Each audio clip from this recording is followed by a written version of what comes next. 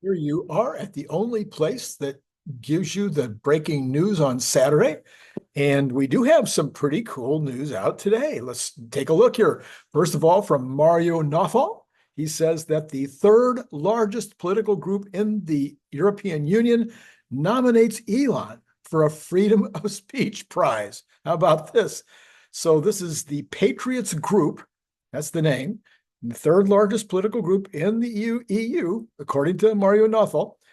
They nominated him for the Sakharov Prize for Freedom of Speech. His commitment to free speech, transparencies, and fighting against censorship aligns with the values of freedom and human rights. We often forget, it's easy to take the freedom of speech kind of for granted in America, but it's kind of like air. If you take away the freedom of speech, you might as well take away all the rest. You take away the air, you got the point.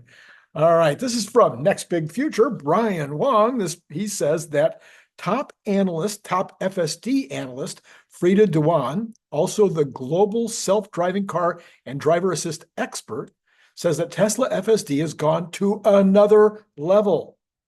She says this is beyond human driver level for Highway 17. Now, I don't know what Highway 17 is, but apparently it's a very curvy road.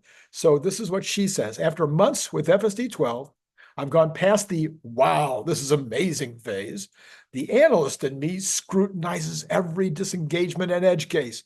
But today, I just had one of those tears in my eyes moments. On a mini road trip, FSD 12.5.2.1 flawlessly handled the winding roads that have always been my worst nightmare. Literally, no human I know could have done better.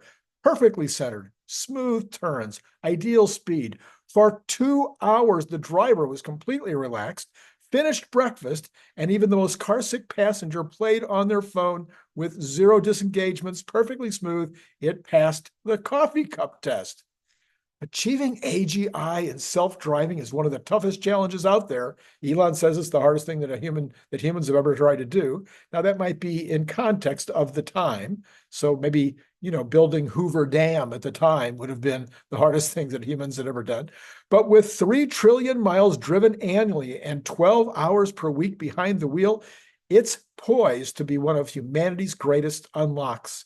We're talking trillion-dollar disruptions, and that's no one's fully grasping yet. Reshaping cities, real estate, traffic, and car ownership. Every step forward gets us closer to a future that we all deserve. And, over the last few days with different people that I've been talking to that you've heard, on the show, including Warren, including Larry, what we've been talking about a lot is the semi. And let's remember that when the semi becomes full self-driving, when those are automated and they don't require a driver, that's going to be earth-shattering in so many ways. And we'll be talking way more about that over the next few days. This is from Simon Alvarez over at Tesla Writing today. He says, look, the Model Y may not be the best performing Tesla, nor is the most exciting design-wise, but it's the vehicle that presents a fantastic balance of price, features, safety, and utility. So let's go back and look at that. So it may not be the best performing. What does that mean? Well, that means, there's other cars that go faster or that get better mileage or whatever. It may not be the most exciting design-wise. Well, we got the Model 3 that's already had its refresh, but the Model Y hasn't. So I think that's what he's saying, because Alvarez is a fan. This balance, it turns out, is allowing the Tesla Model Y to come within striking distance of becoming the United States' best-selling vehicle by volume. Now, it's already the best-selling vehicle in the world, but that's a whole nother thing, to take over the pickup trucks. So, Wolf Street Corp, citing recent data from Experian, noted that there seems to be a change happening in the U.S. auto sector this year. Over the years, the Ford F-150 and full-size pickups have maintained an iron grip at the top of the country's best-selling vehicles list. But with high-end pickup trucks now approaching and even passing the $100,000 mark, the vehicles are no longer as attainable as they were in the past. This has resulted in the Ford 150 dropping to number 3 in the United States best-selling vehicle list through the second quarter of 2024 with a share of 2.7%.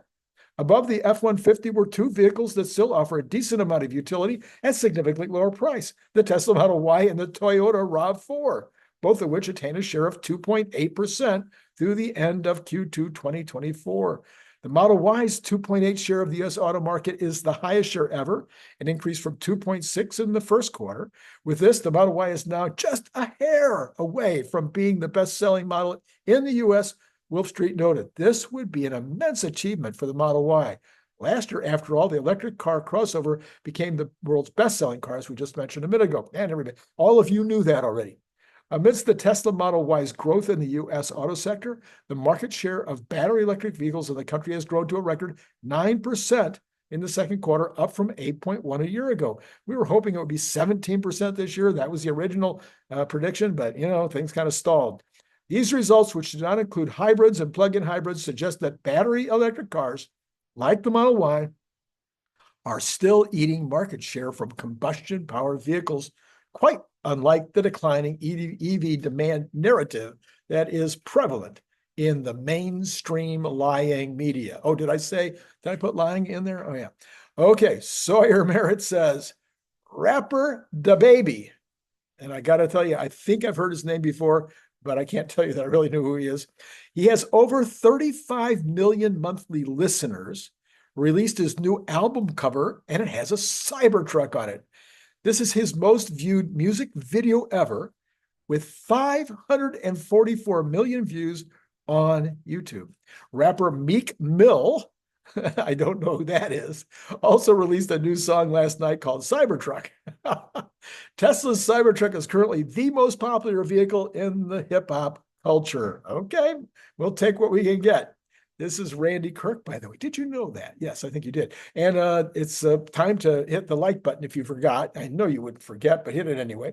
And then subscribe, notify, all that stuff. What we got coming up is in the morning will be the second part of the Warren Redlick video that you should have watched this morning. I'll put a card up in a minute.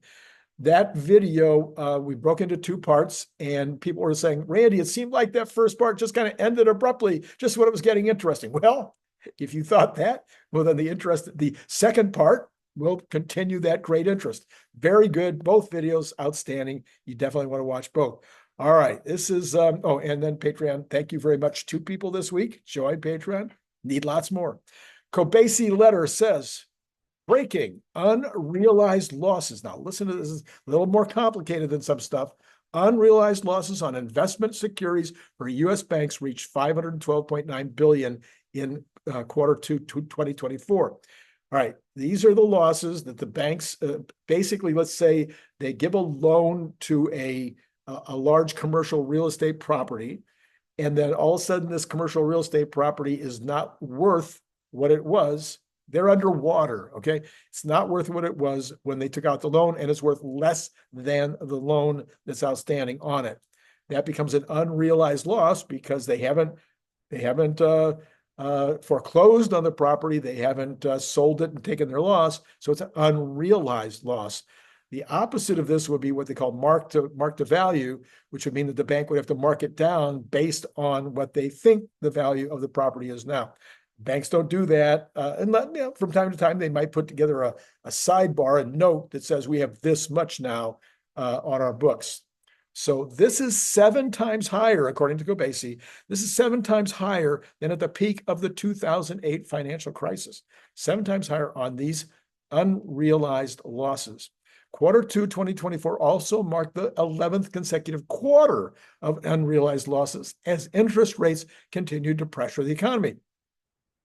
Bank of America, the second largest lender in the U.S., now accounts for $110 billion of held-to-maturity securities with unrealized losses, or 20% of the total. Now, this would be a different thing. This is where Bank of America might own treasuries that they bought at a certain price, and then the interest rate on that treasury has gone up since they bought it. The interest rate went up, which made the value of that treasury note less. This could also be corporate bonds. It could be anything like that. And so that would also be an unrealized loss. Meanwhile, the number of banks on the FDIC problem bank list increased to 66 in the first quarter, are 1.5% of the aggregate. So it's not a very big number or a big number out of the aggregate, but apparently it's a big number in terms of total dollars. Also, this from the 𝐒𝐭𝐵𝐝 letter.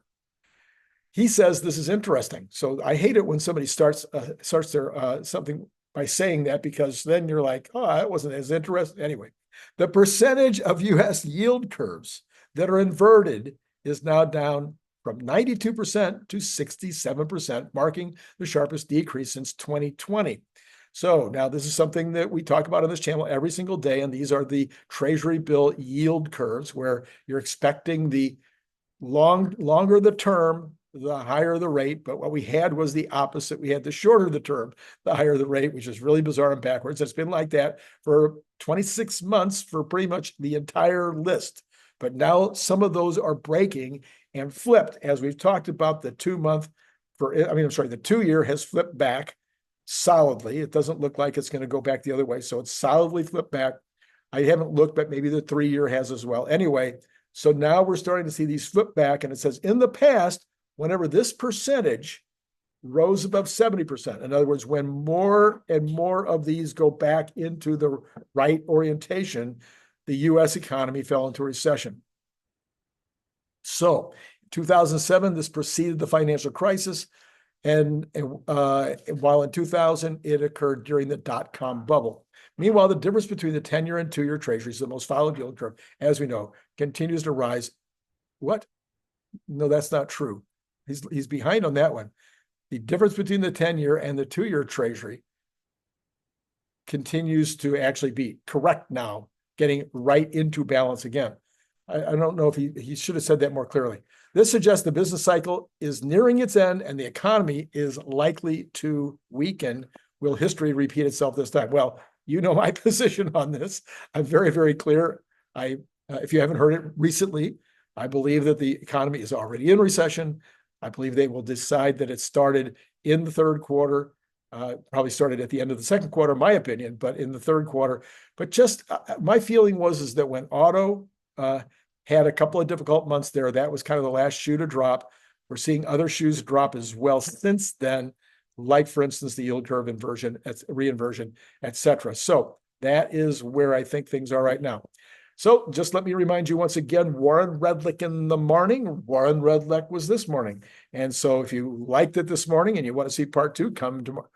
No matter what, you want to watch it tomorrow morning. And no matter what, you should go back and check out the first part, which is right there on the card.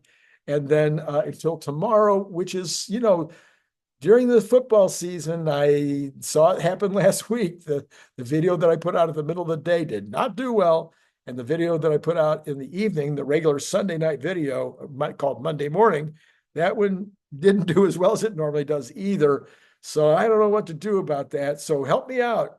Check out the videos if you can. In addition, or during the breaks, or watch it a little bit at a time. We got to keep the ball rolling here. All right. Hey, listen, been great talking to you.